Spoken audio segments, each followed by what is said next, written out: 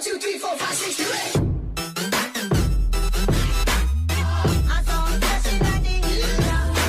8. Welcome to NHL Quick Hits. I'm David Crosby here with Steele Roden, and we're back with another first-round series preview between the Colorado Avalanche and St. Louis Blues. Check out our social media or YouTube channel for the rest of our playoff previews after this episode. Now, these teams do not lack for confidence right now. Colorado won their fifth straight game with a dominant 5-1 win over the Kings, earning the top seed in the playoffs and the President's Trophy. The last time the Avalanche took home that award was 2000-2001, and they went on to win the Stanley Cup. Apparently, though, Ryan O'Reilly does not believe in omens. Hours after the Blues scored 7 straight goals in a comeback win over the Wild, the Blues captain dropped the first great soundbite of the postseason. O'Reilly started by saying, quote, "When we're skating and we're physical, I think we give them lots of issues," and finished by saying, "We're going to have some fun and we're going to beat them." Do you think O'Reilly is trying to get in his opponent's heads here and maybe play some mind games with the Avalanche? Or is this to put his own team on notice and kind of let them know the expectations are high in that St. Louis dressing room? Yeah, I don't think this is O'Reilly trying to get into the heads of the Colorado Avalanche players. I think this is him just leading by example and showing confidence in his team. This is the captain of the St. Louis Blues we're talking about here. 2 years ago, they were halfway through the season. They were dead last in the NHL, and then in that same season won the Stanley Cup. So they have a lot of confidence going to this matchup. Obviously, we all know, everyone knows how exceptional the Colorado Avalanche have been this year and have been for a while. But the Blues are fighters, and they proved that 2 years ago when they were down in the gutters and came back and won the Stanley Cup. So these guys are fighters. They're going to go into the first round bringing the fight against the Colorado Avalanche. So this is just leading by example from the captain for the St. Louis Blues. Yeah, we're in total agreement here. O'Reilly is known as a great leader across the league, and I think this was definitely a message to his guys, kind of to fire up that team. But when you're playing with fire, you might get burned. And I'm not sure I would want to piss off this Avalanche team because they're already great on both ends of the ice. They don't need any more motivation, I don't think, after that missed opportunity last year. I think they're kind of champing at the bit here to get going. Now, St. Louis, they had an average season, and on the surface, they kind of look like a borderline playoff team despite winning it all, like you mentioned, 2 years ago. They're 14th in offense and 19th in defense in the regular season. Now, David Perron did have 2 goals and an assist in Thursday's win, which gave him 58 points in 56 games, becoming the first Blues player to score a point per game since Pavel Demitra did it all the way back in 2002-03. The Avalanche, on the other hand, they were the highest scoring team in the league. Mikko Rantanen had 66 points. Nathan MacKinnon just behind him at 65.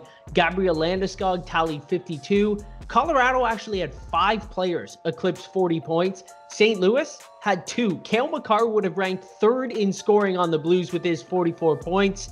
And by the way, he scored those in just 44 games. That's absolutely incredible. So, Steele, what makes Colorado's offense so much better than the rest of the league? And does St. Louis have a chance to slow them down? Or do you think they need to match that high scoring to have a chance in this series?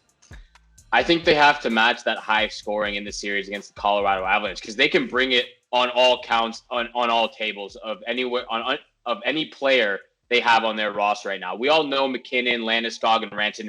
Those are your top guys on your forward core, as well as on the power play. Those guys are going to be running everything from the get-go. But I love their depth they have up front too. Burakovsky, Kadri, Donskoy, guys like that can add a lot to the table on the power play, as well as just trying to get the guys motivated and get them into the game if things aren't going well. But it's not just their forwards. It's their defense as well. Samuel Girard, Cale Makar, Devin Taves, all 3 of those guys above 30 points. Like you said, Cale Makar leading the defensive group with 44 points. Girard, 32 points.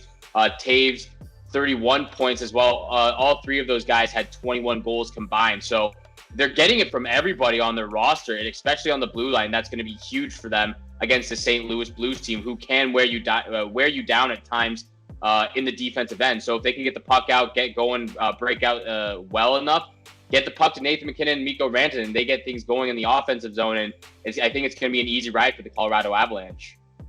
Yeah, Taves and Gerard definitely get overshadowed by how incredible Cam Makar is, but they are both really great two-way defensemen, and I think especially on the offensive end, they're underrated. And I'm glad you brought up that second line too, because they've been fantastic this year. I didn't realize how many points Burakovsky had in this shortened season, but this was really almost a career year for him.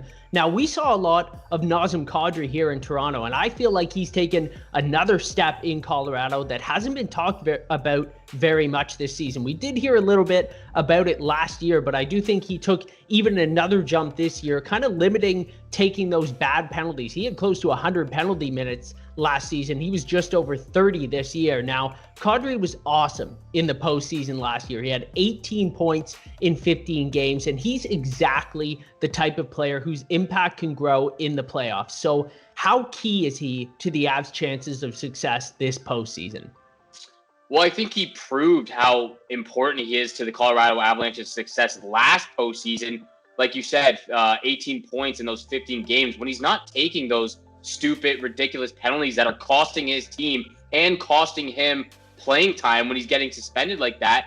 He's a vital player for postseason success. And we saw that when he was with the Toronto Maple Leafs. Both those times when he got suspended against the Boston Bruins, it really devastated them. If he doesn't get suspended there, they have a real shot at winning the first round and making it past the first round against the Boston Bruins. But he let his emotions get the best of him in the moment. Obviously, that's not what you want, but Kadri's a vital player and a great player for this Colorado Avalanche team. And if he can keep his emotions controlled and in check, this Colorado team can go all the way and win the Stanley Cup again. So let's finish this one off as a prediction. Do you see another magical run here for the Blues, or does Colorado come out on top in this series? Colorado's coming up on top, and I've got them in 5 games. Like we talked about just previously, I think the Blues need to have this a high-scoring affair, but the problem is Philip Grubauer's just been absolutely amazing all season long. 39-1 is his record with a 195 goals against average, 7 shutouts on the season, tied with Semyon Varlamov like we were talking about yesterday.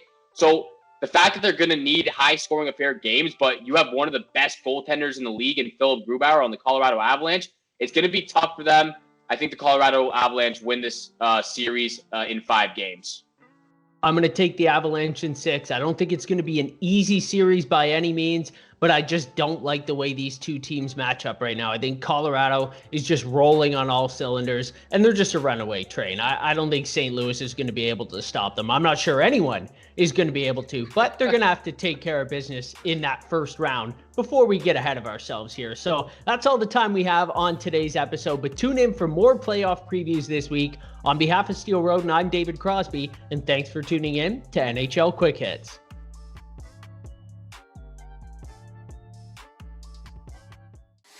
1, 2, 3, 4, 5, 6, 7, 8.